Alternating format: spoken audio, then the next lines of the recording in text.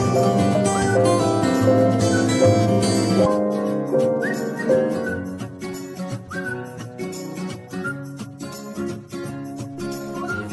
friends, welcome to our channel. இன்னைக்கு நீங்க என்ன பார்க்க போறீங்கன்னா நம்ம ரொம்ப டேஸ்டியான ரவா லட்டு பண்ண போறோம். இந்த வீடியோ உங்களுக்கு பிடிச்சிருந்ததுன்னா லைக் பண்ணி ஷேர் பண்ணி கமெண்ட் பண்ணி சப்ஸ்கிரைப் பண்ணுங்க. பக்கத்துல இருக்க பெல் பட்டனை அமுக்குங்க. வாங்க வீடியோக்குள்ள போகலாம். என்னென்ன பொருட்கள் இருக்குன்னு பார்க்கலாம் வாங்க. ரவை, ஏலக்காய், cashew nut, திராட்சை, பாதாம், சுகர், நெய்க்கு பதிலா நம்ம பட்டர் யூஸ் பண்றோம். இத நெய்யா காய்ச்சிட்டு தான் நம்ம யூஸ் பண்ண போறோம். மில்க்,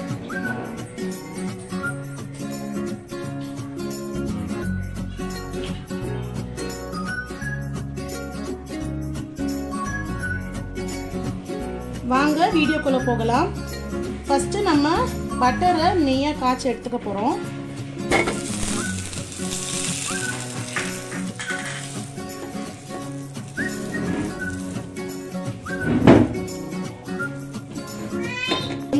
கொஞ்சம் கொஞ்சமா போட்டு காய்ச்சிக்கலாம்.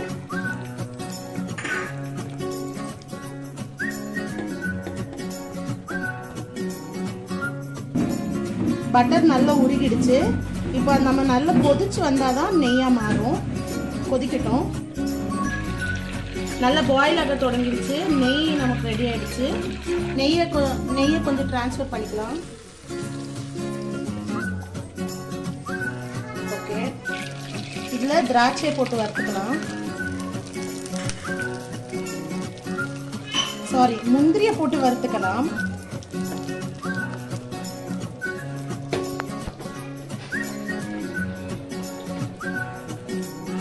இப்போ இதுல திராட்சை போட்டுக்கலாம். நாங்க உலர்ந்த திராட்சை தான் போட்டிருக்கோம். எது வேணா யூஸ் பண்ணிக்கலாம். இதை ஒரு பவுல்ல டிரான்ஸ்ஃபர் பண்ணிக்கலாம். ஒரு பிளேட்ல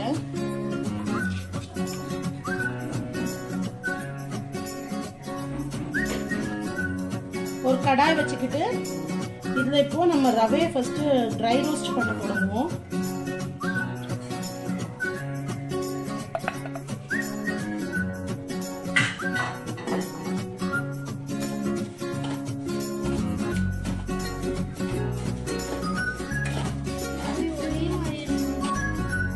இதுல சைமல்டேனியஸா கொஞ்சம் கொஞ்சமா நெய் ஆட் பண்ணிக்கலாம்.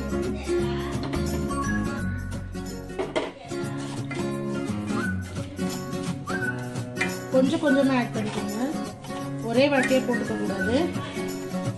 ஃப்ரெண்ட்ஸ் வீடியோ எல்லாம் பாருங்க, சப்போர்ட் பண்ணுங்க, லைக் பண்ணுங்க, ஷேர் பண்ணுங்க, சப்ஸ்கிரைப் பண்ணுங்க. ஃப்ரெண்ட்ஸ் சப்ஸ்கிரைப் பண்ணாம போகாதீங்க. வீடியோ பார்த்து முடிஞ்சதும் கமெண்ட் பண்ணுங்க. எங்களுக்கு இன்னும் நல்ல நல்ல வீடியோஸ் போடுறதுக்கு டிப்ஸ் கொடுங்க. என்னெல்லாம் வீடியோஸ் போடலாம் அப்படின்ட்டு. கொஞ்சம் கீ ஆட் பண்ணிக்கலாம்.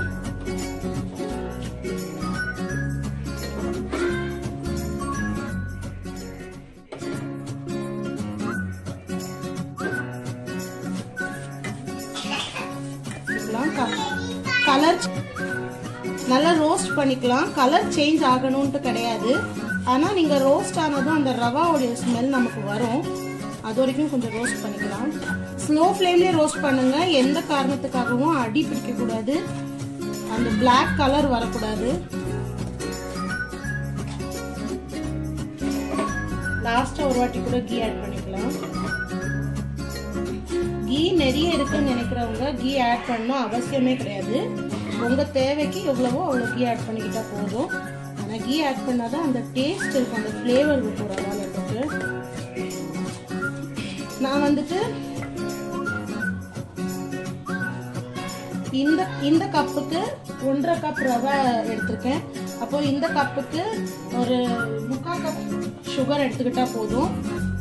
அதுக்கு மேலே வேணுங்கிறவங்க எடுத்துக்கலாம்.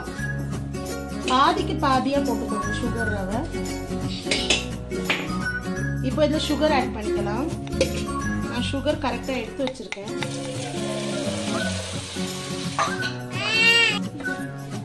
ரோஸ்ட் பண்ணிக்கலாம் நல்லா. சுகர் போட்டதுக்கு அப்புறம் ரொம்ப நேரம் நம்ம ஸ்டவ்ல வைக்க வேண்டாம். அந்த சுகர் அது தண்ணி பதத்தை விட்டுரும். ஸோ நம்ம இப்போ நம்ம ரோஸ்ட் பண்ணி வச்சிருக்க கேஷ்யூவும் கிஸ்மிஸும் இதில் ஆட் பண்ணிக்கலாம்.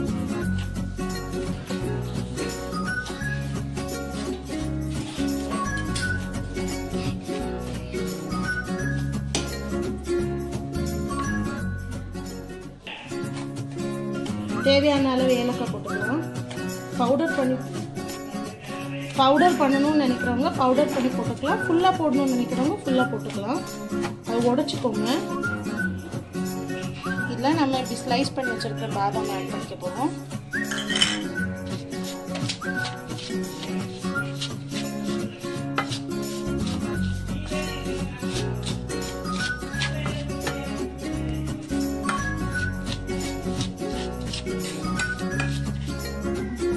இப்போ இதில் வந்துட்டு நம்ம ஒரு ஹாட் இல்லாத, அதாவது அது ரொம்ப ஹாட்டாக இருக்கும்ல, நம்ம இது வேறு ஒரு பாத்திரத்தில் ட்ரான்ஸ்ஃபர் பண்ணிக்கிட்டு இது நம்ம இப்போ பால்ஸ் பிடிக்க போகிறோம். இது கொஞ்சம் கோல்டான மில்க்கு, கொஞ்சம் கோல்டாக இருந்தால் தான் நம்மளால் பிடிக்க முடியும். ஏன்னா இது ரொம்ப ஹாட்டாக இருக்கும். ஹாட்டாக இருக்கும்போதே பிடிச்சாதான் நம்ம கரெக்டாக பால்ஸ் வரும். கொஞ்சம் கொஞ்சமாக தெளித்து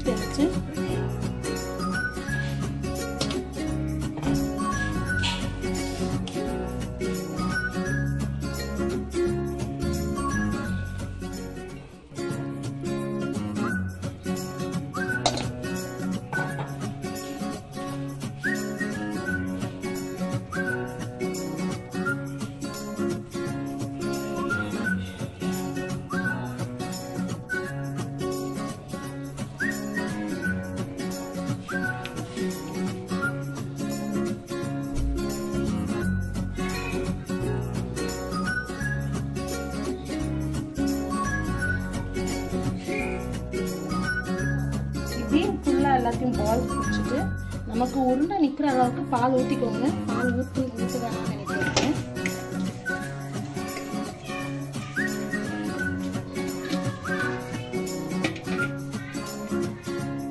இது வந்துட்டு இப்படி இது சீக்கிரமா ட்ரை ஆயிடும். ஒரு ½ அன் ஹவர் 1 hour கிட்ட நீங்க வந்துட்டு ஓப்பன்ல வச்சிருந்தீங்கன்னா அது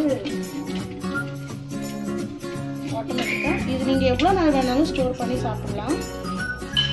ஒரு ஏர்டைட் கண்டெய்னர்ல போட்டு வச்சிட்டீங்கன்னா ஸ்டோர் பண்ணி சாப்பிடலாம். ரொம்ப டேஸ்டியா கிறிஸ்பியா இருக்கும். கரெக்டான ரெசிபி, கரெக்டான குவான்டிட்டியில போட்டீங்கன்னா அது இந்த ரெசிபி ரொம்ப சூப்பரா இருக்கும்.